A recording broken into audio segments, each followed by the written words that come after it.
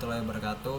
Jadi kami dari kelompok 3 akan menjelaskan materi 7, 8, dan 9, yaitu jenis kabel Ethernet, jenis protokol routing, dan protokol resolusi alamat. Oke baik, jadi anggota kelompok kita berisi Fuji Agustari Siotang dengan 3 digit NIM terakhir 073, Muhammad Habib Zaki 085, Ahmad Rifki Rabani 096, Felix Kristanto 098, Berlian Novita Angelina 104. Oke baik, pada materi 7 jenis kabel Ethernet. Apa sih itu kabel Ethernet? Kabel Ethernet adalah bentuk kabel jaringan yang digunakan pada jaringan yang terhubung. Mereka diciptakan untuk menghubungkan perangkat jaringan. Kabel Ethernet sebagian besar digunakan untuk menghubungkan perangkat yang terletak di sistem LAN seperti router, PC, dan switch. Kategori kabel. Tipe pertama, Cat 3, perisai tidak ada, frekuensi max 16 MHz, max data rate tidak ada, kecepatan 10 Mbps. Tipe kedua, Cat 5, perisai tidak ada, frekuensi max 100 MHz, max data rate-nya 100 Mbps, kecepatan 100 Mbps. Tipe ketiga, Cat 5e, perisai tidak ada, frekuensi max 100 MHz, max data rate 1 Gbps, kecepatan 1 Gbps. Tipe selanjutnya, Cat 6, perisainya terkadang, frekuensi max 250 MHz, max data rate 1 Gbps, kecepatan 1 Gbps.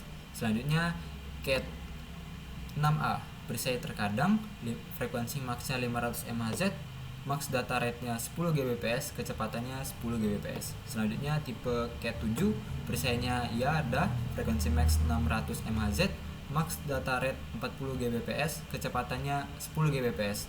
Selanjutnya Cat 8, perisai ada, frekuensi max 2 GHz, max data rate 25 Gbps atau 40 Gbps, kecepatannya 40 Gbps. Selanjutnya kebutuhan. Cat 3, sistem telepon 2 saluran, instalasi sistem alarm, mendukung jaringan 10 BST. Cat 5, komunikasi data dan suara digital, mendukung jaringan token ring, Ethernet 10 BST dan fast Ethernet 100 BST.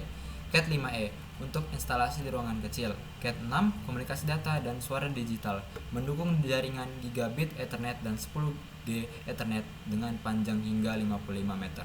Cat 6a, cocok untuk lingkungan industri. Cat 7, untuk digunakan di pusat data dan jaringan perusahaan besar. Cat 8, mengurangi konsumsi daya dan dirancang untuk aplikasi pusat data yang intensif bandwidth. Jenis kabel.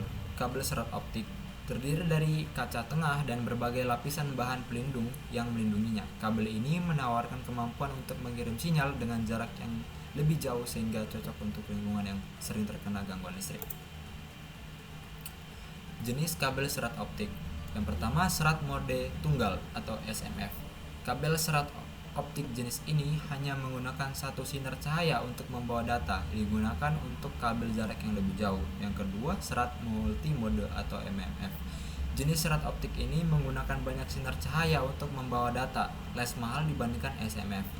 Konektor yang sering digunakan, ST konektor ujung lurus, SC konektor pelanggan, FC saluran serat, LC konektor lucent. Selanjutnya jenis kabel. Kabel koaksial. Kabel koaksial adalah standar untuk kabel Ethernet 10 Mbps. Kabel jenis ini terdiri dari penutup kawat tembaga bagian dalam dengan insulasi dan pelindung lainnya. Ini memiliki lapisan plastik yang menawarkan isolasi antara pelindung logam yang dikeringkan dan konduktor tengah. Kabel koaksial memiliki konduktor tembaga tunggal di tengahnya. Baik, pada kali ini saya akan melanjutkan dari presentasi teman saya. Di sini saya akan melanjutkan yaitu jenis kabel dari kabel koaksial. Jenis kabel koaksial yang pertama ada RJ58, RJ8, RJ6, dan RJ59. Sedangkan jenis kabel yang selanjutnya ialah kabel pasangan terpilin. Kabel twist pair adalah jenis kabel dengan pasangan kabel yang terpilin bersama untuk menghentikan interferensi elektromagnetik atau EMI dari pasangan kabel lainnya. Ada dua jenis kabel twist pair. Yang pertama, unshielded twist pair, dan yang kedua, shielded twist pair. Nah, adapun kabel Ethernet terlindungi dengan nama dan deskripsinya, yang pertama ialah F atau UTP. Kabel jenis ini akan memiliki pelindung foil yang dapat dililitkan pada pasangan terpilin tanpa pelindung. Ini biasanya digunakan dalam penerapan Ethernet cepat. Yang kedua adalah YESI atau UTP. Ini akan ditutupi dengan pelindung yang dikepang di sekitar pasangan bengkok yang tidak terlindungi. Yang ketiga adalah S atau FTP. Pada kabel Ethernet pelindung jenis ini, setiap pasangan terpilin dibungkus dengan kertas timah. Yang keempat ialah pelindung jalinan atau foil dan pasangan twist tanpa pelindung atau SF atau UTP. Jenis kabel ini memiliki penutup di sekeliling bungkus foil yang membungkus pasangan terpilin tanpa pelindung. Yang selanjutnya adalah F atau FTP. Kabel FTP ini kabel jenis ini membungkus semua pasangan tembaga dalam foil. Yang ke-6, U atau FTP. Kabel ini hanya membungkus pasangan terpilin dengan kertas timah saja. Yang terakhir adalah UUTP. Pada kabel ini tidak ada selubung yang digunakan. Standar ini biasanya bisa kita lihat pada standar CAT 5E untuk contoh umum kabel dari UUTP. Nah, adapun rangkuman dari materi yang pertama atau materi 7 yang pertama ialah berbagai jenis kategori Ethernet. Ada dari CAT 3, CAT 5, CAT 5E, CAT 6, CAT 6A, CAT 7, dan CAT 8 yang banyak digunakan di seluruh dunia. Untuk jenis kabel Ethernet itu ada 3, yaitu kabel serat optik, kabel koaksial, dan kabel pasangan berpilin. Sedangkan untuk jenis-jenis kabel Ethernet berpelindung yang pertama ada FUTP, SUTP, SFTP, SFUTP, FFTP, UFTP, dan UUTP yang banyak juga digunakan di seluruh dunia. Masuk kepada materi selanjutnya yaitu jenis protokol routing. Apa itu protokol perutean? Protokol perutean adalah seperangkat aturan yang ditetapkan yang digunakan oleh router untuk berkomunikasi antara sumber dan tujuan. Mereka tidak memindahkan informasi dari sumber ke tujuan, tetapi hanya memperbaharui tabel routing yang berisi informasi tersebut. Nah, adapun jenis-jenis protokol perutean itu ada 2, yaitu statis dan dinamis. Di mana di sini untuk yang statis, dia terdiri dari distance vector dan link state. Ada juga RIP dan IGRP serta EIGRP. Untuk RIP sendiri terdiri dari RIP versi 1 dan RIP versi 2. Untuk EIGRP terdiri dari OSPF. Nanti akan dijelaskan secara lebih lengkap lagi. Untuk protokol perutean statis, ini adalah protokol perutean yang digunakan ketika administrator secara manual menetapkan jalur dari jaringan sumber ke jaringan tujuan. Ini menawarkan lebih banyak keamanan pada jaringan. Adapun kelebihannya yang pertama, tidak ada overhead pada CPU router. Yang kedua, tidak ada bandwidth yang tidak terpakai antara link. Dan yang ketiga, hanya administrator yang dapat menambahkan rute. Untuk kekurangannya sendiri, administrator harus mengetahui bagaimana setiap router terhubung. Yang kedua, bukan pilihan ideal untuk jaringan besar karena memerlukan banyak waktu. Dan yang terakhir, setiap kali tautan gagal, maka semua jaringan yang mati tidak mungkin dilakukan di jaringan yang kecil. Yang selanjutnya ada protokol perutuan dinamis. Protokol perutuan dinamis adalah jenis protokol perutuan penting lainnya. Protokol ini membantu router untuk menambahkan informasi ke tabel routing mereka dari router yang terhubung secara dinamis. Untuk keuntungan protokol perutuan dinamis itu lebih mudah dikonfigurasi bahkan pada jaringan yang lebih besar. Terus protokol ini akan secara dinamis dapat memilih rute berbeda jika ada tautan yang terputus. Selanjutnya ada protokol ini membantu melakukan penyeimbangan beban antara beberapa tautan. Untuk selanjutnya ada kerugian, yaitu pembaruan dibagikan antar router sehingga menghabiskan bandwidth, dan protokol perutuan memberikan beban tambahan pada CPU atau RAM router. Yang selanjutnya ada protokol perutuan vektor jarak atau DVR. Protokol vektor jarak mengiklankan tabel perutaannya ke setiap tetangga yang terhubung langsung pada interval waktu tertentu menggunakan banyak bandwidth dan konvergensi lambat. Dalam protokol perutuan distance vektor, ketika suatu rute tidak tersedia, semua tabel perutaan perlu diperbarui dengan informasi baru. Untuk kelebihan DVR ada pembaruan jaringan dipertukarkan secara berkala dan selalu disiarkan. Protokol ini juga selalu mempercayai rute pada informasi routing yang diterima dari router tetangga. Untuk kekurangannya ada ketika informasi perutan dipertukarkan skala berkala, lalu lintas yang tidak perlu dihasilkan sehingga menghabiskan bandwidth yang tersedia. Untuk jenis protokol perutan internet yang pertama ada RIP atau protokol informasi perutan. RIP digunakan dalam jaringan LAN dan WAN serta lapisan aplikasi model OSI. Versi RIP ada versi RIP versi 1 membantu menentukan jalur jaringan berdasarkan IP dan perjalanan jumlah AOP. RIP ini juga berinteraksi dengan menyiarkan tabel IP-nya ke semua router yang terhubung ke jaringan. Untuk RIP versi 2 lebih canggih karena dapat mengirimkan tabel routing ke alamat multicast atau jenis khusus dari alamat IP yang memberikan label lokasi jaringan yang digunakan untuk paket data multicast dalam jaringan. Hal yang berbeda dengan IP hanya memungkinkan untuk unicast. Yang selanjutnya ada IGP atau protokol gerbang interior. IGP adalah step yang dikembangkan oleh Cisco untuk mengatasi keterbatasan RIP. Matriks yang digunakan adalah beban, lebar pita, penundaan, MTU, dan keandalan. IGP digunakan oleh router untuk bertukar data perutaan dalam sistem otonom.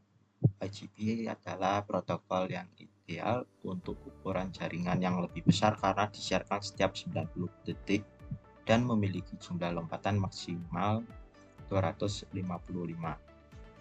Dan juga IGP banyak digunakan karena tahan terhadap routing loop karena memperbarui dirinya secara otomatis ketika perubahan rute terjadi dalam jaringan tertentu. Nah, selanjutnya ada protokol perutan status tautan.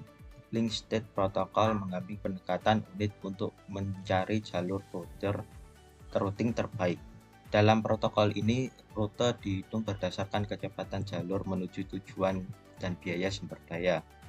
Tabel protokol perutuan itu protokol perutuan status tautan dipertahankan di bawah ini dengan memberikan 3 tabel.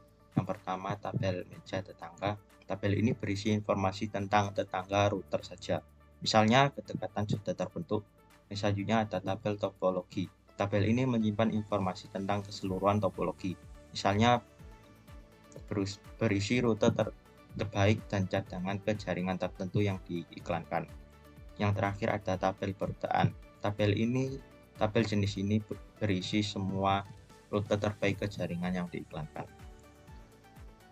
Untuk kelebihan protokol perutaan status tautan ini, yang pertama ada protokol ini memelihara tabel terpisah untuk rute terbaik dan rute cadangan, sehingga memiliki pengetahuan yang lebih baik tentang antar jaringan dibandingkan protokol perutaan vektor jarak lainnya. Yang kedua ada konsep trigger update digunakan, sehingga tidak menghabiskan bandwidth yang tidak perlu. Yang terakhir ada pembaruan parsial akan dipicu ketika ada perubahan topologi, sehingga tidak perlu memperbarui tempat seluruh tabel routing yang dipertukarkan. Selanjutnya ada protokol gerbang eksterior atau EGP. EGP adalah protokol yang digunakan untuk pertukaran data antara host gateway yang bertetangga satu sama lain dalam sistem otonom. Protokol perutan ini menawarkan forum bagi router untuk berbagi informasi di berbagai domain. Bentuk lengkap EGP adalah Exterior Gateway Protocol. Protokol EGP mencakup router yang dikenal, alamat jaringan, biaya rute, atau perangkat tetangga. Yang selanjutnya ada protokol perutaan gerbang interior yang ditingkatkan atau EIGRP. EIGRP adalah protokol routing hybrid yang menyediakan protokol routing vektor jarak dan protokol routing link state. Protokol routing bentuk lengkap EIGRP adalah Enhanced Interior Gateway Routing Protocol. Protokol ini akan merupakan protokol yang sama dengan rute EIGRP menggunakan matriks komposit yang sama dengan EIGRP yang membantu jaringan memilih tujuan jalur terbaik. Lalu selanjutnya ada buka jalur terpendek pertama atau OSPF. Protokol Open Shortest Path First adalah IGP link state yang dibuat khusus untuk jaringan IP menggunakan metode Shortest Path First atau SPF. Memungkinkan untuk memelihara database yang merinci informasi tentang topologi jaringan di sekitarnya.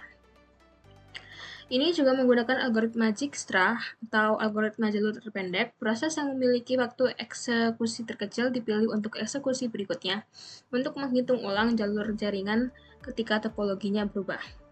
Protokol ini juga sangat aman karena dapat mengautentikasi perubahan protokol untuk menjaga keamanan data.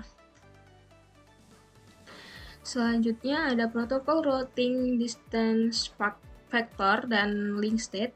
Di sini ada perbedaan di mana yang pertama protokol distance vector mengirimkan seluruh tabel routing. Untuk yang protokol link state hanya mengirimkan informasi link state. Routing distance vector rentan terhadap loop perutan, sedangkan yang link state kurang rentan terhadap routing loop. Routing distance vector pembaruan terkadang dikirim menggunakan siaran, sedangkan yang link state hanya menggunakan metode multicast untuk pembaruan perruteuan.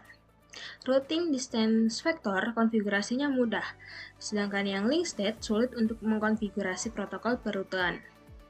Routing distance vector tidak mengetahui topologi jaringan, sedangkan yang link state ketahui seluruh topologinya.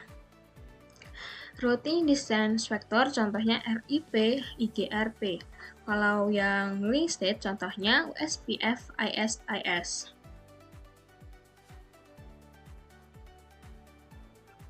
Selanjutnya ada sistem menengah ke sistem menengah atau ISIS. Protokol routing ISIS-CIS-CO digunakan di internet untuk mengirim perruteuan IP informasi. Ini terdiri dari berbagai komponen termasuk sistem akhir, sistem perantara, area, dan domain. Bentuk lengkap ISIS adalah sistem menengah ke sistem menengah. Di bawah protokol ISIS, router diorganisasikan ke dalam kelompok yang disebut area. Beberapa area dikelompokkan untuk membentuk sebuah domain. Protokol gerbang perbatasan atau BGP. BGP adalah protokol perruteuan internet terakhir yang diklasifikasikan sebagai DPVP, protokol vektor jalur jarak. Bentuk lengkap BGP adalah Border Gateway Protocol.